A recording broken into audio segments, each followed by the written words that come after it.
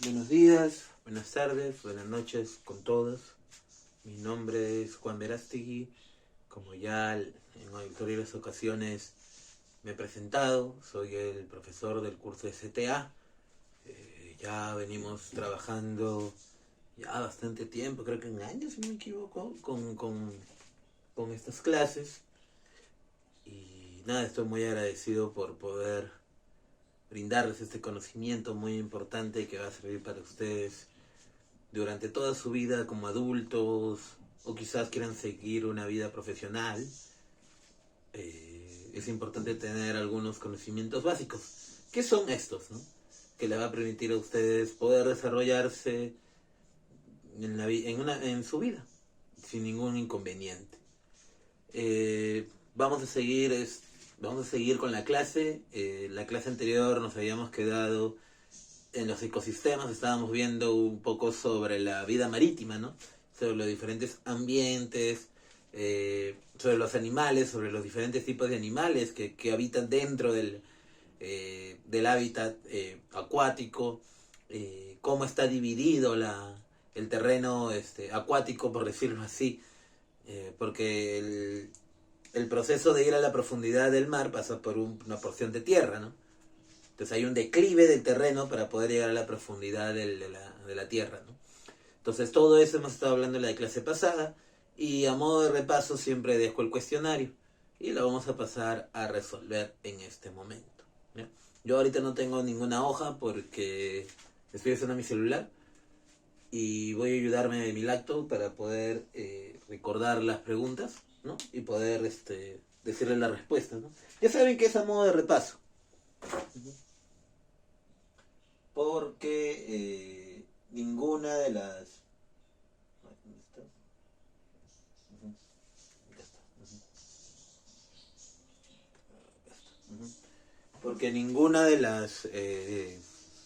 las preguntas son para investigar, no son preguntas súper difíciles, sino son preguntas que están dentro de la misma clase que dicto y que ustedes están atentos. Entonces, al momento de que abran el link del cuestionario, obviamente lo van a resolver muy rápido, ¿no? Porque yo supongo que debe estar atenta a la clase, ¿no? De lo que se habla, de lo que se dice. O en todo caso, pueden buscar por internet, ¿no? Y le van a dar la respuesta. Pero con eso yo ya me aseguro de que al menos algo han investigado y algo han buscado de la clase que hemos hecho, ¿no? La primera pregunta fue, ¿por qué los ambientes marítimos, ¿no? Perdón, los ambientes marinos, ¿no? Presentan agua salada? Ustedes saben que los ambientes acuáticos son dos, ¿no?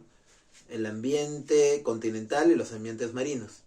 A diferencia del ambiente continental, el ambiente marino presenta alto contenido de cloruro. Y al tener un alto contenido de cloruro, da esa sensación al momento de consumir esta agua que estuviera salada, ¿no? Porque la sal, lo que le da esa característica salada son los cloruros. La composición química de la sal es la gran cantidad de cloruro que tiene. Entonces ese cloruro es lo que le da esa salinidad al mar, ¿no? Y ahora lo vamos a ver con más detalle, ¿no? Vamos a ampliar un poquito sobre las salinidades del mar, del agua. Porque eso también provoca o a manera de efecto que algunos peces puedan desarrollarse y algunos otros peces no. Entonces la salinidad es muy importante para la supervivencia de los peces, ¿no? O de los animales que están dentro del mar, ¿no? Entonces, los ambientes marinos, ¿por qué presentan agua salada? Por la gran cantidad de cloruros que tiene. A diferencia del ambiente continental, que son los ríos, riachuelos, ¿no? Que ellos son más de aguas dulces, ¿ya? Entonces, ahí vamos con la primera diferenciación y la primera respuesta a la pregunta. La segunda pregunta fue, ¿en cuántas zonas se dividen los ambientes lénticos? Ya. Ustedes se acuerdan de la clase pasada, hablamos de dos tipos de ambientes continentales, ¿no? Los ambientes lóticos y los ambientes lénticos. Los ambientes lóticos son los ríos, riachuelos, ¿ya? Ambos son de agua dulce, obviamente, ¿no? Porque esa es la característica de los ambientes continentales. Pero la forma en la cual están constituidas son diferentes. Los ambientes lóticos, que están formados por los ríos, riachuelos, ya saben que tienen otra composición. Los ambientes lóticos, los ríos, riachuelos están de paso, ¿no? Generalmente van a una dirección, al final van a terminar en el mar, ¿no? Toda esa agua que tienen, al final va a llegar al mar y ahí van a depositarse. Porque ese es el fin del río. El río solamente está como dirigiendo la dirección del agua, ¿no?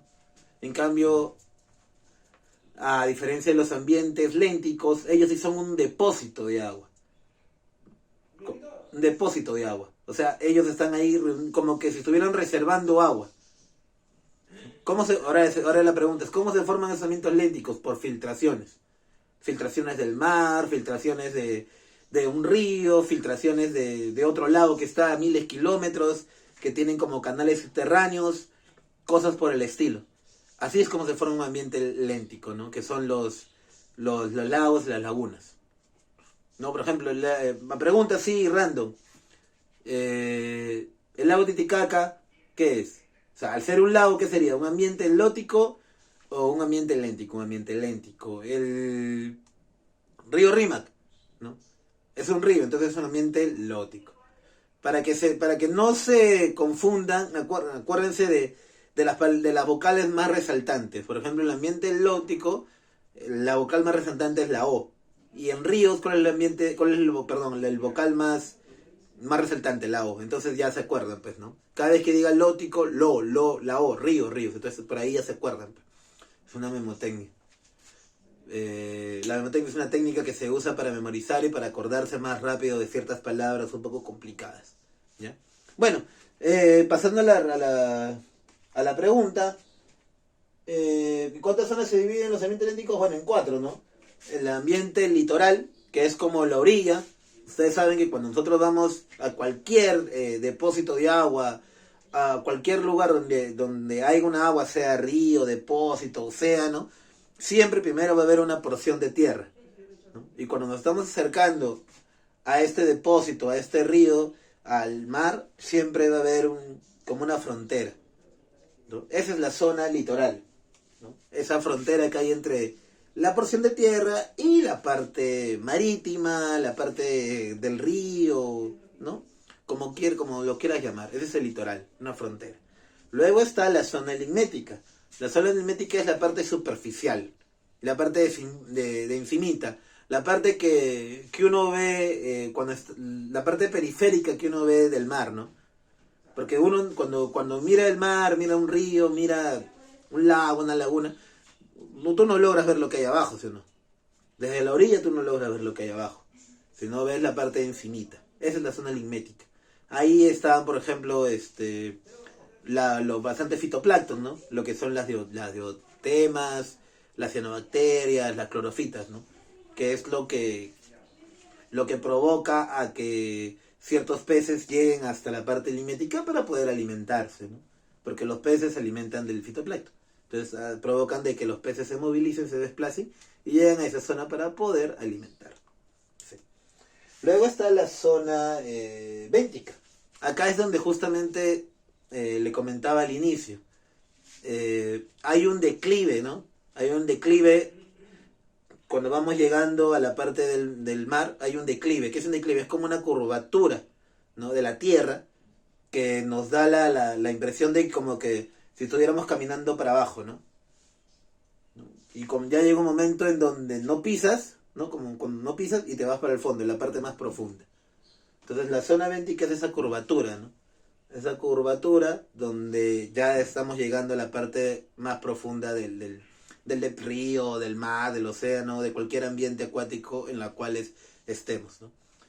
Ese ambiente béntico pues, tiene bastante cantidad de animales también. Hay animales ahí que habitan en ese espacio, ¿no? Es donde hay mayor ecosistema. Están los calamares, las langostas, ¿no? Y algunos peces ahí también que que se fijan en esa especie, en ese terreno, en ese sustrato para no irse tan abajo y tampoco estar tan arriba para estar justamente pendiente del fitoplancton, ¿no? Para estar cerca de la alimentación, ¿no? de su alimento, de sus nutrientes. Luego está la zona profunda, que es ya la zona más abajo, ¿no? Donde ya casi no hay ni luz, donde la luz no llega. Entonces esta zona debe estar habitada justamente por animales que ya totalmente son marítimos, ¿no? Como los peces, ¿no? Los peces nadadores, los peces ya que tienen todo un aparato ya evolucionado, constituido para poder vivir dentro del mar, ¿no?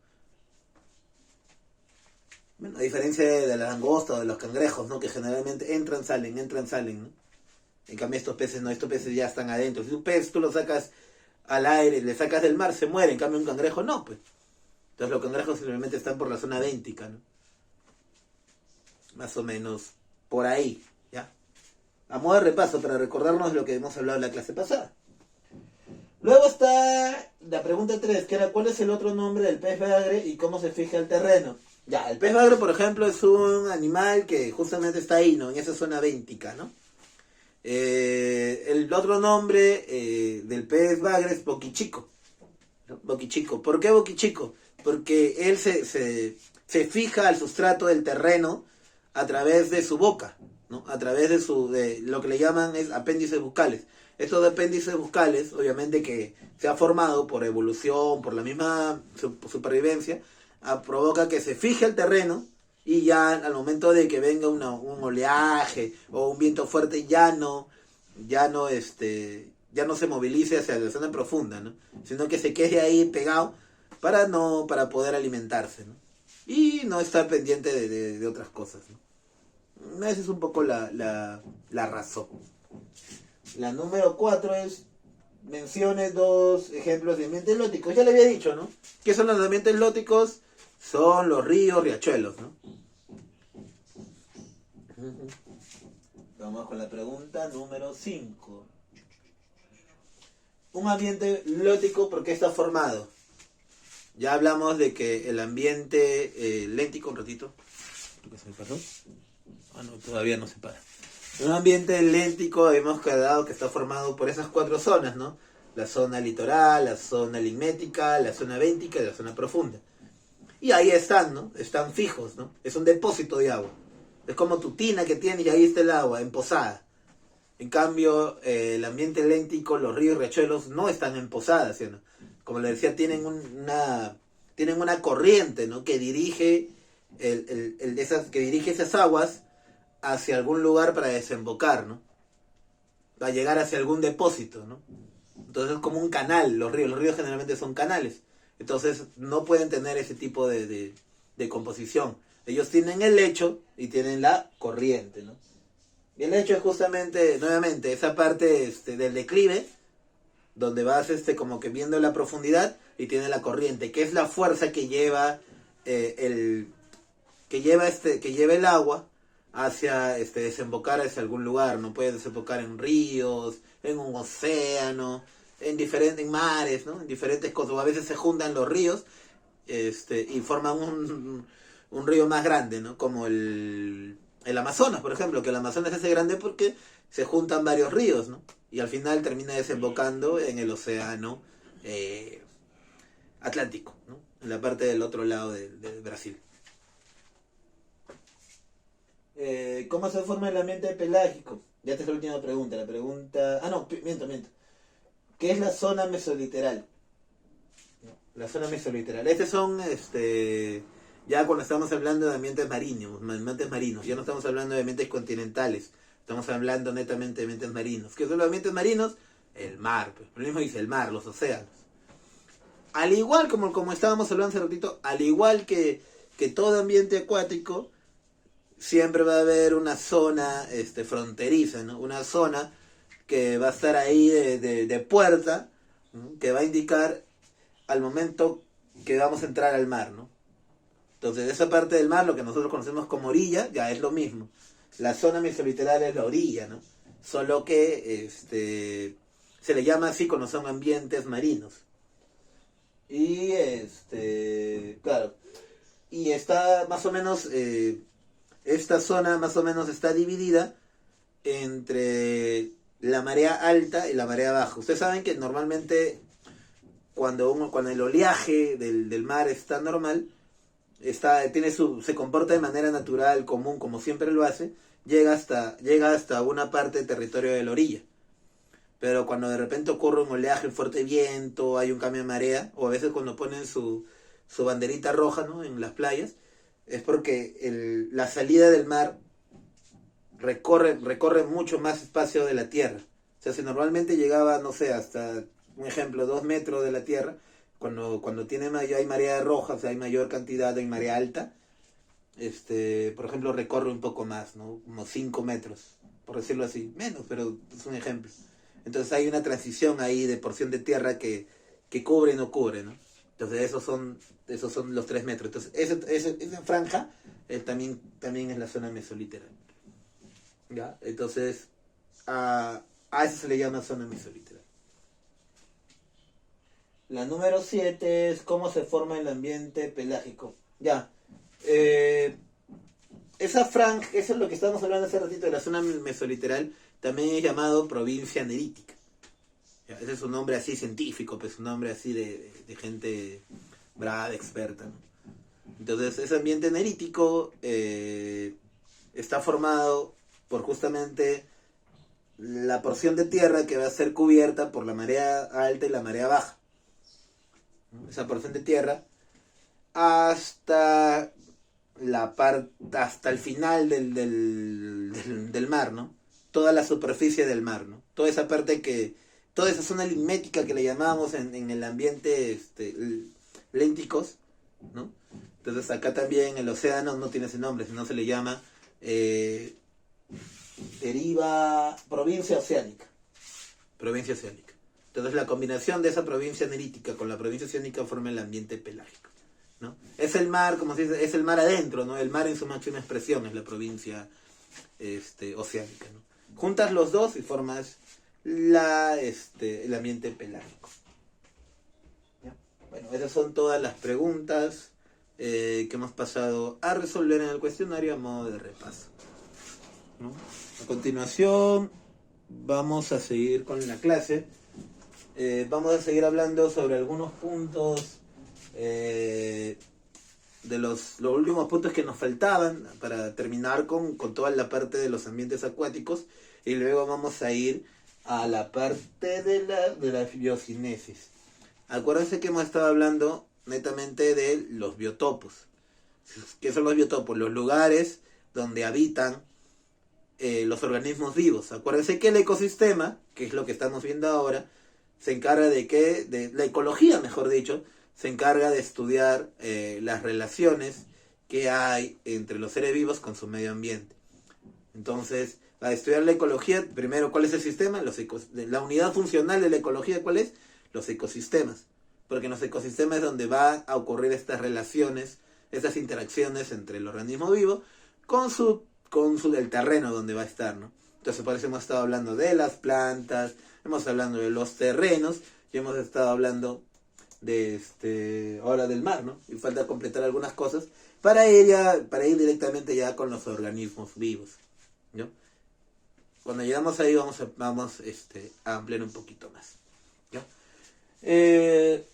Obviamente que como hablábamos en la clase pasada también, la luz va a influenciar mucho en la alimentación y en la cantidad de peces que va a existir en un ambiente acuático, ¿no?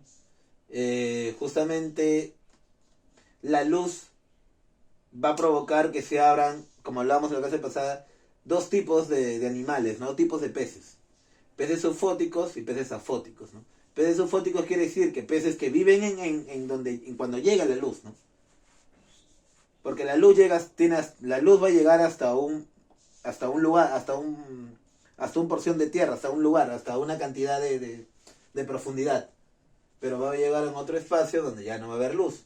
Entonces hay peces, mejor dicho, que van a estar en ese espacio, en el ambiente eufótico, y peces que van a estar en el ambiente afótico.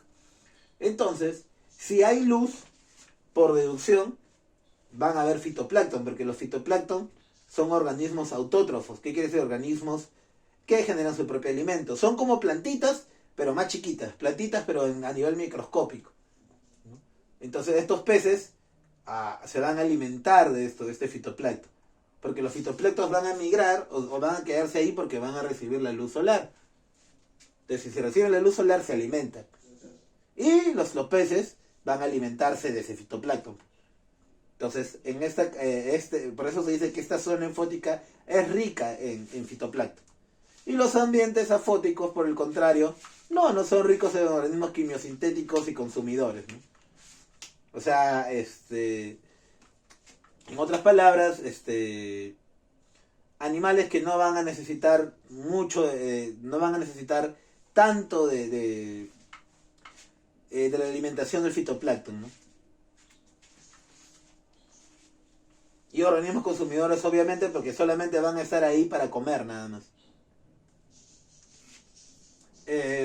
Bueno, los organismos acuáticos, habitantes de las profundidades, pero eso significa, claro, que entonces estos animales, para poder alimentarse, han tenido que adaptarse y también no desarrollar quizás ciertos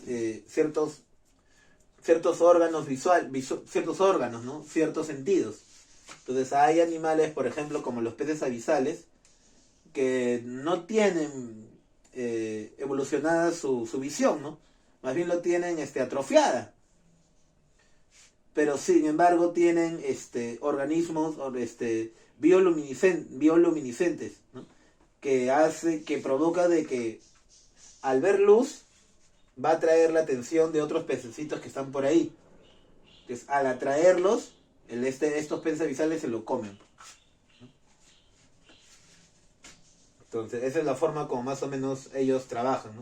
Porque si este pez va a ir, por ejemplo, este pez va a ir hacia arriba, ¿no? Como muchos peces hacen. O sea, peces, por ejemplo, que viven en organismos, que viven en ambientes afóticos, ¿no? Migran hacia arriba, o sea, constantemente están subiendo para el ambiente eufótico para alimentarse. Otros, por su misma condición, no han generado eso, se quedan abajo, ¿no? Se quedan en la parte profunda, que es lo mismo que abisales. Se dicen peces abisales porque son peces que viven en las profundidades. Entonces, ellos han desarrollado eso. U otros esperan más bien que se alimentan de los residuos que quedan de los organismos que han consumido el fitoplancton. Quedan como que ciertos residuos, ¿no? Y obviamente van a caer a estos ambientes afóticos. Entonces otros peces se alimentan de eso. Entonces más o menos ese es un poco cómo funciona la luz en los ambientes acuáticos. Ya lo habíamos explicado eso en la clase pasada un poquito, sino que ahora lo estamos haciendo con más detalle. La salinidad. La salinidad es un factor limitante en el desarrollo y producción de los peces, ¿no? Las cuales se han clasificado en dos. ¿Se logra ver? Sí, se logra ver. Uh-huh. En los estenoalinos, ¿no? Estenolinos, ¿no? Estenolinos y los euroalinos, ¿no? Los estenolinos es justamente ambientes acuáticos donde son animales, son peces que su constitución no le permiten tener grandes variaciones de salinidad, ¿no? Que son la gran mayoría de peces, ¿no? De agua dulce y agua marina, ¿no? Y marinos, ¿no? Porque hay peces que solamente se van a reproducir y van a vivir en ambientes marinos. Y igualmente peces que van a vivir solamente en agua dulce. Por eso a veces se preguntan, ¿no? Por ejemplo, la trucha, ¿no? Un buen ejemplo, la trucha. La trucha es un pez, lo que le llaman comúnmente, si es pez de mar o pez de río, ¿no? Entonces todos saben que la trucha es un pez de río, ¿no? Entonces si es un pez de río, es un pez de agua dulce. Por ejemplo, pez, no sé, el pejerrey, ahí está. El pejerrey, ¿es un pez de agua dulce o de agua marina? ¿no? Es un pez de agua marina, porque lo encuentras en los mares, pues, ¿no? Entonces, justamente estos peces, como solamente aceptan o su composición está adaptada para sobrevivir a un tipo de salinidad, entonces por eso viven en esos ambientes, ¿no? Entonces ya saben que hay peces de agua dulce y hay peces de agua salada, ¿no? Que es comúnmente lo que le dicen de agua dulce y agua salada, ¿no? Pero hay peces que sí tienen esa capacidad de poder sobrevivir y adaptarse a estos dos tipos de salinidades del agua, que son los euryalinos, que son las famosas, los famosos, mejor dicho, salmones y las anguilas, ¿no? Que ellos, que son como que antagónicos, ¿no? Porque, por ejemplo, las anguilas se le dice que son catadromos porque ponen sus huevos en el mar, pero viven en agua dulce. Y los salmones más bien es al revés. Viven en el mar, pero desovan en el lago, o sea, en agua dulce. Entonces son es al reverso, ¿no? Y al ser reverso se le llama anadromos. Entonces las anguilas son catadromos porque ponen sus huevos en el mar, pero viven en agua dulce. Y los salmones, más bien es al revés. Si es al revés, ¿qué quiere decir? Que viven en el mar, en agua salada, pero ponen sus huevos en agua dulce. Acá tenemos un ejemplo, por ejemplo, hemos tratado de graficar más o menos cómo es el ciclo vamos a llamarlo el ciclo biológico, ¿no? de un salmón, ¿no? El salmón, si bien es cierto, vive en el mar.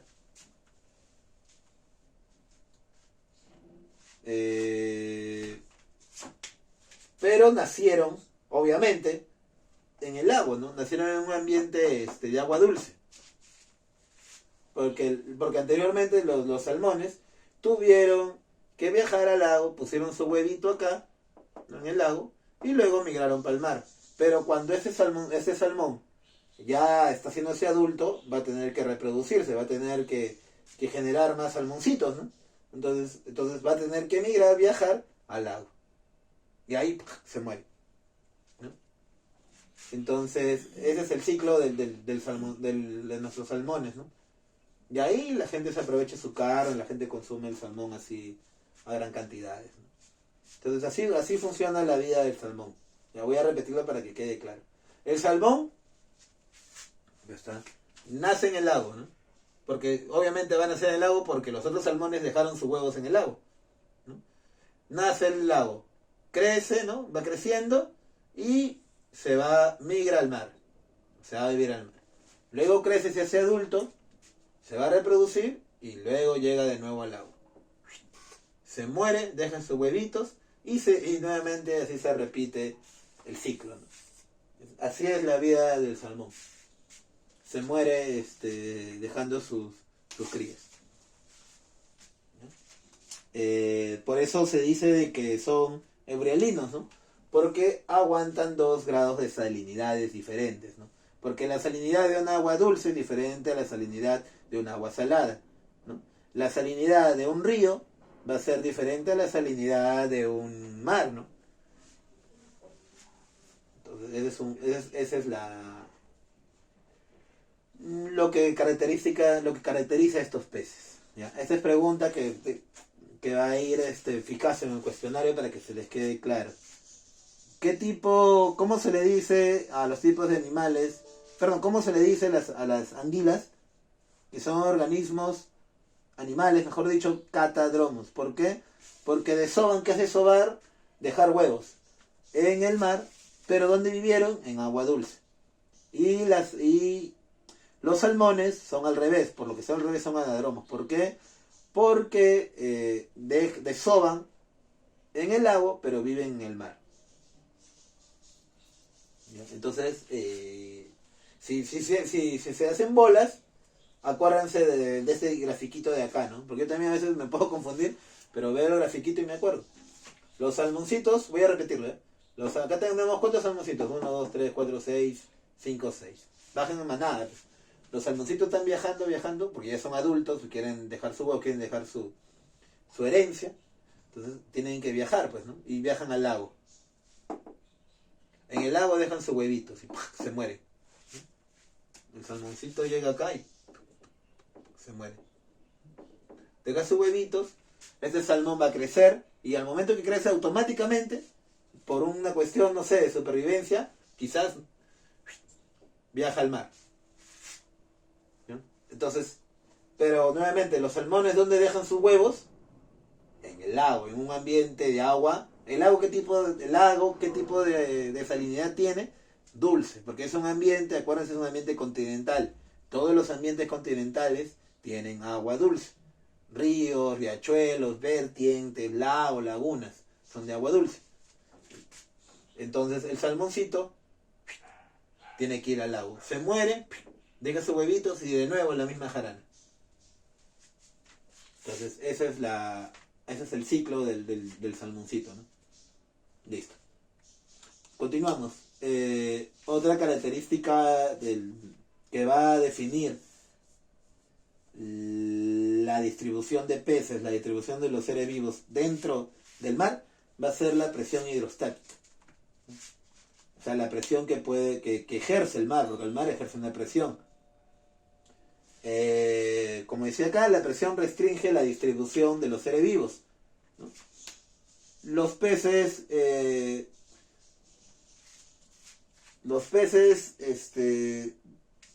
se encuentran adaptados los peces no se encuentran adaptados para sobrevivir a una gran cantidad de presiones.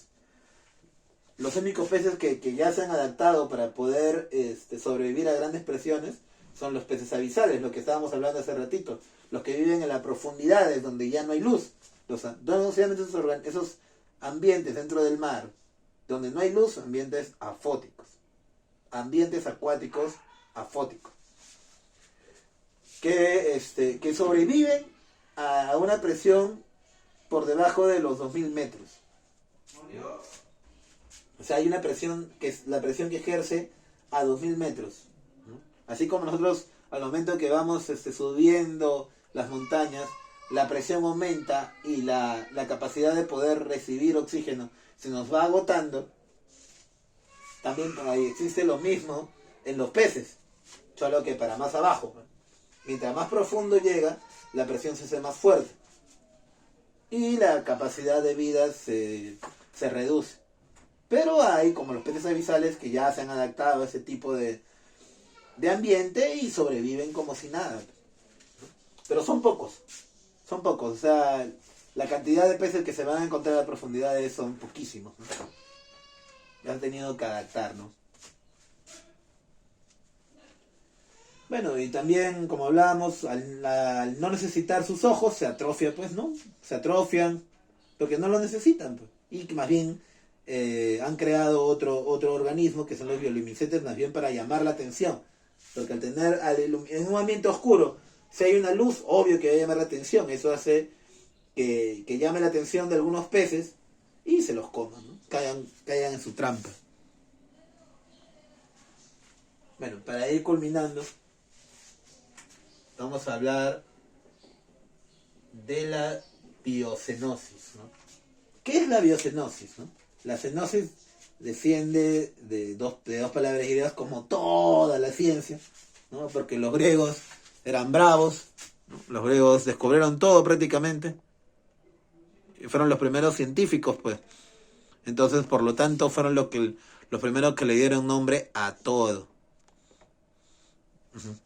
Porque con todo lo que estudiamos en ciencia siempre tiene un nombre griego, siempre responde un nombre griego.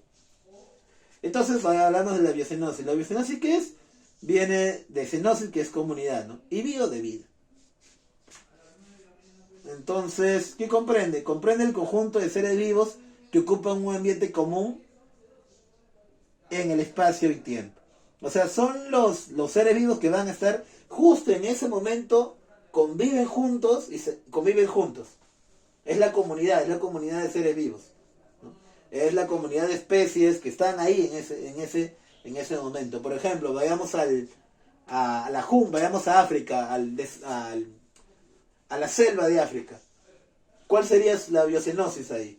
Las jirafas, los rinocerontes, los elefantes, ¿no? Porque son organismos que comparten el mismo hábitat, ¿no? Comparten el mismo hábitat. Y al compartir ese mismo hábitat, cada animal va a cumplir una función en ese pedazo de tierra, en ese grupo de tierra. Entonces, a esa función que va a cumplir este animal, este organismo vivo, en esa tierra se le va a llamar nicho ecológico, ¿no? Entonces, este nicho, esta función que van a estar haciendo estos animales, van a ayudar a que se garantice la supervivencia entre todos. Entre todos, porque todos cumplen una función y al cumplir todos una función van a garantizar que estos animales puedan continuar superviviendo a los diferentes cambios que se genera en el medio ambiente, ¿no? El calentamiento global, la falta de alimentos, los cambios estacionales, todo ese tipo de situaciones que afectan a los animales.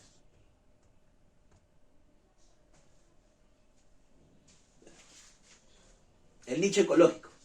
Como explicamos hace ratito, ¿se logra ver? Vamos a subir un poquito.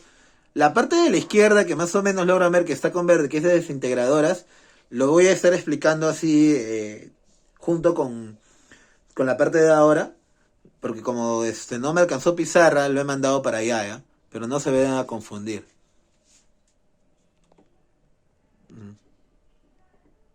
Ya.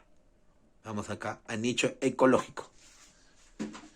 El nicho ecológico es la función que tiene cada especie dentro de su comunidad que pertenece. O sea, quieran o no, o que ellos no sepan, o ellos no se den cuenta, obviamente, que estos animales no se dan cuenta que qué tan importante son para que este ecosistema funcione, para que cada uno de sus organismos pueda sobrevivir, ¿no? Entonces, para poder definir a este ser vivo cuál es su función que cumple en este nicho ecológico, es necesario saber cómo se nutre, o sea, de qué se alimenta. Por ejemplo, la jirafa se alimenta de las ramas de un árbol, ¿no? ¿Qué lugares habita? Obviamente que la jirafa solamente habita en lugares donde hay vegetación. ¿Con quién se vincula? No sé, con otra jirafa, supongo. ¿Cuáles son sus hábitos reproductivos? ¿Cómo se reproduce? ¿Cómo es su comportamiento al momento de reproducirse, su apareamiento? ¿Dónde se mueve? ¿Y qué efectos causa en la parte abiótica? ¿Qué quiere decir la parte abiótica? La parte que no tiene vida, ¿no? Por ejemplo, el nicho ecológico de una totoral, o sea, de una ave, incluye su papel fotosintética. ¿Por qué? Porque también es conductora de la fotosíntesis. Acuérdense, ya le hablamos la otra vez, que para que una planta, muchas plantas no tienen su órgano reproductor masculino y su órgano reproductor femenino. Es decir, muchas plantas solo tienen pistilo o solo tienen estambre. El estambre es el órgano reproductor masculino de las plantas, ¿no? Y el pistilo, es el órgano reproductor femenino de las plantas. Entonces, por lo general, las plantas, o lo que se estudia, siempre se dice que la flor tiene los dos, que en la flor están ubicados estos dos órganos reproductores. Pero no siempre es así. Hay plantas que solamente tienen pistilo y plantas que solamente tienen estambre. Entonces estas avecitas como que se alimentan, se nutren del polen, ¿no? Y ahí producen, encargan de llevar eso, ¿no? Esa es la función de la tutora. Y también provee de materia prima para los nidos de las aves, ¿no? porque también suelen juntar ramitas.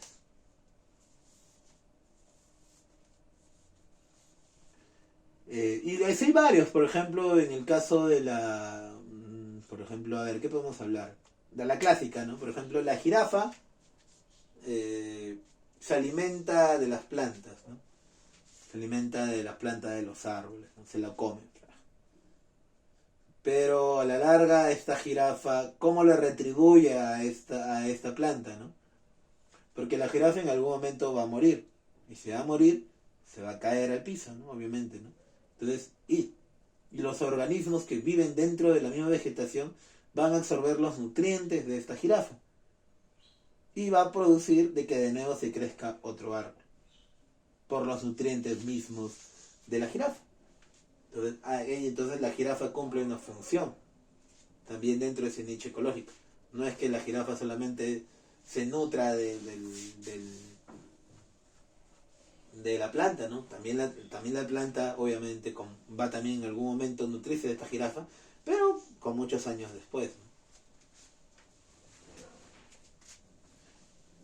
Más o menos cómo está dividida la nutrición en estos ambientes, en estas biocenosis, en esta comunidad, ¿no? En la cual habitan todos los organismos vivos. Están los productores, ¿no? Autótrofos, ¿no? Como explicábamos hace un momento, son los organismos que producen su propio alimento, ¿no?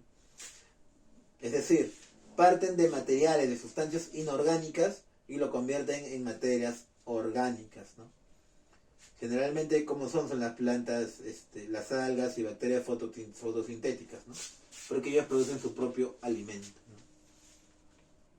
Y al producir su propio alimento, va a generar que alguien lo consuma. Y ahí está la siguiente cadena, los consumidores, ¿no? Son organismos heterotróficos, porque para poder alimentarse necesitan ingerir otros organismos o fragmentos de materia orgánica. Entonces, los consumidores que obtienen su alimento de forma sólida son llamados holozoicos, ¿no? Y estos holozoicos se dividen en lo que todo el mundo conoce y lo que te enseñan desde pequeñito, ¿no? Los fitofagos, ¿no? Primero vamos con los fitofagos, ¿no? Son animales que comen plantas y algas, ¿no? Fito es planta, ¿no? Y fagos es comida. Entonces son animales que comen plantas, ¿no? Pero hay que diferenciar en qué tipo de plantas comen, ¿no? Porque, por ejemplo, el saltamontes se alimenta de hierbas, de plantas, de las hojas, ¿no? De los árboles. Pero la jirafa no es que coma cualquier planta, sino come las ramas de arriba del árbol, ¿no? Porque no come otra cosa, no come otro tipo de planta. Por eso se le dice que son ramonívoras. Entonces hay que diferenciar, o sea, no todos los animales, o sea, si bien es cierto, todos comen plantas, pero dentro de las mismas plantas también hay clasificaciones, ¿no? Entonces, decir que la jirafa es un animal herbívoro, sí, pero no es específico, ¿no? No está definiéndole a exactitud. La exactitud correcta de decir a la jirafa es ramoneadora. Luego están los carnívoros, ¿no? Ya, bueno, los carnívoros obviamente son animales que comen a otros animales, ¿no? Por ejemplo, lo que pasa es que acá solamente con carnívoros tenemos la idea por ejemplo, de león, ¿no? De león, por ejemplo, ¿qué más? Del tiburón, ¿no? ¿Qué más? Del león, del tiburón. O sea, animales grandes que comen netamente carne, ¿no? Pero no necesariamente son así. Porque, por ejemplo, los animales, como el sapo, el camaleón, también pertenecen a este grupo de consumidores. Pero solamente que ellos consumen insectos. Pero también pertenecen a la clasificación de los carnívoros. Entonces, como comen insectos, el sapo, el camaleón, ¿cómo se les dice? Insectívoros, ¿no? Por ejemplo, la ballena también decimos que es carnívora, pero la ballena no es que coma carne como tal, sino que ella se nutre de un plancton especial. Y aparte que el plancton, nuevamente, así como hay, como el fitoplancton, tienen toda la composición de una planta, pero microscópica. También existe como que animales microscópicos tan parecidos que tienen casi la misma composición que un fitoplancton. Se les llama zooplancton. Entonces hay un zooplancton característico de las ballenas que se dice que es el krill. Por eso se dice que la ballena, mejor dicho, la ballena se nutre de eso. Entonces por eso a la ballena se le dice que son planctófagas, porque se nutren del krill, que es un plancton especial, que es lo que come la ballena. Y el plancton es un animal. No se vayan a confundir que es un plancton, o sea, es un animal que es llamado fitoplancton. Perdón, zooplancton. Fitoplancton es una su mismo nombre le dice, ¿no? Fitoplanta. Entonces zooplancton es un animal, por eso dice que son carnívoros. Y los delfines se alimentan de peces, ¿no? Por eso se dice que son ictiófagos. Luego están los omnívoros, ¿no? Que son animales que comen una gran variedad de alimentos, ¿no? Que pueden ir desde plantas hasta animales. Por ejemplo, el oso de anteojos, nosotros mismos, ¿no? El hombre mismo, ¿no? Uh-huh. Algunos también le llaman generalista. Luego también están unos consumidores especiales, ¿no? Que son especiales porque tienen una característica muy particular de cómo se alimentan, ¿no? Están los superdepredadores, ¿no? Ahí sí están los leones, los tiburones, la serpiente, ¿no? Entonces las águilas, ¿no? Porque consumen a otros animales carnívoros. Entonces estos son los que están arriba en la cadena alimenticia, ¿no? Son superdepredadores porque son animales que tienen una composición bastante grandes, bastante grandes, que consumen a otros carnívoros, ¿no? Por ejemplo, el león, no, si bien es cierto, el león podría estar acá como un superdepredador, pero no, porque el león se alimenta por lo general de animales herbívoros, ¿no? Por ejemplo, los venados, por ejemplo, ¿no? Los venados, ese tipo de animales, ¿no? O los jabalíes, ese tipo de animales es donde consumen. Pero hay animales que sí consumen a otros carnívoros, ¿no? Ahí están por ejemplo, las orcas, las focas, ¿no? Y porque ellos consumen peces, pues, ¿no? Y los peces se alimentan de fitoplancton, de zooplancton.